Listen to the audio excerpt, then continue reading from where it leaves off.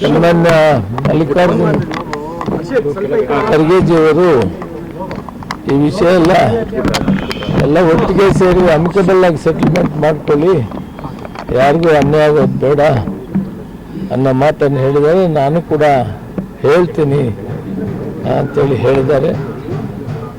ಅವ್ರಿಗೆ ಇದರಲ್ಲಿ ಏನೂ ಅಭ್ಯಂತರ ಇಲ್ಲ. ಎಲ್ಲರೂ ಒಟ್ಟಿಗೆ ಇರಬೇಕು, ಸಮವಾಗಿ ಹಂಚ್ಕೊಳ್ಬೇಕು, ಅಮಿಕಬಲ್ ಆಗಿ ಸೆಟಲ್ಮೆಂಟು ಮಾಡ್ಕೋಬೇಕು ಅನ್ನೋ ಮಾತನ್ನು ಹೇಳಿದರೆ ಅದಕ್ಕೆ ನಾವು ಕೂಡ ಸಮ್ಮತಿ ಕೊಟ್ಟಿದ್ದೀವಿ. ಮಾನ್ಯ ಮುಖ್ಯಮಂತ್ರಿಗಳಿಗೆ ಈ ವಿಷಯವನ್ನು ತಿಳಿಸ್ತೀವಿ ಮತ್ತು ನಮ್ಮ ಪರಮೇಶ್ವರ ಮಹದೇವಪ್ಪ ಆಗಲಿ ಅವ್ರಿಗೂ ಕೂಡ ಗಮನಕ್ಕೆ ತರ್ತೀವಿ. ನಾವು ಸೆಟಲ್ಮೆಂಟ್ ಮಾಡ್ಕೊಳ್ಳೋಕೆ ತಯಾರಿದ್ದೀವಿ. 101 ಜಾತಿಯಲ್ಲಿ ಯಾವುದಕ್ಕೂ ಅನ್ಯಾಯ ಆಗಬಾರ್ದು ಅನ್ನೋ ವಾದದಲ್ಲೇ ನಾನು ಮೊದಲಿಂದಿದ್ದೀನಿ. ನಾವೆಲ್ಲ ಅದರಲ್ಲೇ ಇದ್ದೀವಿ. ಆದ್ದರಿಂದ ಅದನ್ನು ಕರೆಕ್ಟ್ ಮಾಡ್ಕೊಳ್ಳೋಣ, ಅಮಿಕಬಲ್ ಸೆಟಲ್ ಮಾಡ್ಕೊಳ್ಳೋಣ, ಇಷ್ಟೇ ವಿಷಯ ಬೇರೆ ಇಲ್ಲ. ಅದನ್ನು ಅಲ್ಲಿ ತೀರ್ಮಾನ ಆಗಬೇಕು, ಕುಂತು ಮಾತಾಡಿ ಫೈಸಲ್ ಮಾಡ್ಕೊಳ್ಳೋಣ. ನಾಳೆ ಕ್ಯಾಬಿನೆಟ್ಟಲ್ಲಿ ಅದನ್ನು ಹಂಚಿಕೆ ಸಮವಾಗಿ ಪ್ರಪೋರ್ಚುನೇಟ್ ಆಗಿ 15ಕ್ಕೆ ತಂದು ಅದನ್ನು ಅನುಸರಿಸಿ ಮಾಡ್ಕೊಳ್ಬೇಕಾಗ್ತದೆ. ಅದನ್ನು ಕ್ಯಾಬಿನೆಟ್ಟಲ್ಲಿ ಆಗೋದು ಇವತ್ತು ಪ್ರಿಯಾಂಕರ್ಗೆ ಅವ್ರು ಹೇಳ್ತಿದ್ದಾರೆ 17% ನಾವು ವರ್ಗೀಕರಣ ಅದು ಮಾಡಿದ್ದೀವಿ, 15ಕ್ಕೆ ಇನ್ನೂ ನಾವು ಮಾಡಿಲ್ಲ, ಅದಕ್ಕೊಂದು ವಿಧಾನ ಇದೆ, ಈಗ ಆಗಲ್ಲ, ಈಗ ಕೋರ್ಟಲ್ಲಿ ಕೇಸ್ ಇದೆ, 6 ಕೇಸ್ಗಳು ಹಾಕಿದ್ದಾರೆ ಅನ್ನುವಂಥ ವಿಚಾರವನ್ನು ಹೇಳ್ತಾ ಇದ್ದಾರೆ. ಅದು ಅವ್ರ ವಿಷಯ, ನಾನು ಮಾತಾಡೋದಿಲ್ಲ. ನಾವು ಅಡ್ವೊಕೇಟ್ ಜನರಲ್ ಕಂಡಿದ್ದೀವಿ. ಯಾವ ಕೋರ್ಟು ಅಡ್ಡ ಇಲ್ಲ ಇದನ್ನು ಮಾಡ್ಕೊಳಕ್ಕೆ. ಯಾವ ಕೋರ್ಟಲ್ಲಿ ಇಷ್ಟೇ ಇಲ್ಲ ಒಳ ಮೀಸಲಾತಿಗೆ ಮಾಡ್ಬೋದು ಅಂತ ಹೇಳಿದ್ದಾರೆ. ಮಾಡೋದಕ್ಕೆ ನಾಳೆ ತೀರ್ಮಾನ ತಗೊಳ್ತೀವಿ, ಎಲ್ಲ ಒಟ್ಟಿಗೆ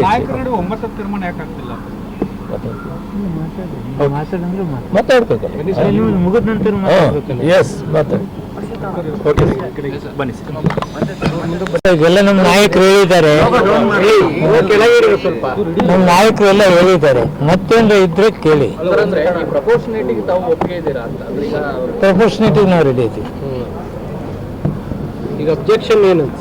ನೋ ಅಬ್ಜೆಕ್ಷನ್. ಈಗ ಖರ್ಗೆ ಅವ್ರ ಭೇಟಿ ಬಳಿಕ ಗೊಂದಲ ಬಗೆಹರಿಯುತ್ತೆ ಅನ್ನೋ ವಿಶ್ವಾಸ ಇದೆಯಾ ಅಂತ? ನಮ್ಮ ನಾಯಕರಿಗೆ ನಾವು ವಿಷಯಗಳನ್ನ ತಿಳಿಸ್ಬೇಕಾಗ್ತದ್ದು ನಮ್ಮ ಕರ್ತವ್ಯ.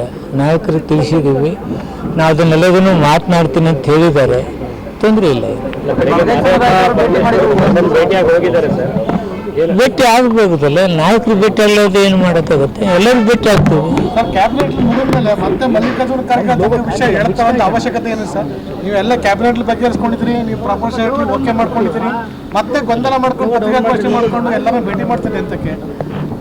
ನಮ್ಮ ನಾಯಕರಿಗೆ ಆವಾಗ ಭೇಟಿ ಆಗ್ತೀವಿ. ಆವಾಗ ಇಂಥ ಪ್ರಶ್ನೆಗಳು ಬಂದಾಗ ಚರ್ಚೆ ಬರುತ್ತೆ. ಏನಾಯಿತು ಏನಿಲ್ಲ ಅನ್ನೋದು ಅವ್ರ ಗಮನಕ್ಕೆ ತರಬೇಕಾದ ನಮ್ಮ ಕರ್ತವ್ಯ. ತಂದಿದ್ವಿ, ಅದರಲ್ಲಿ ಏನಿದೆ? ನಮ್ಮ ನಾಯಕರು ಅಂತಂದ್ರೆ ತಪ್ಪ? ಏನು ತಪ್ಪಲ್ಲ.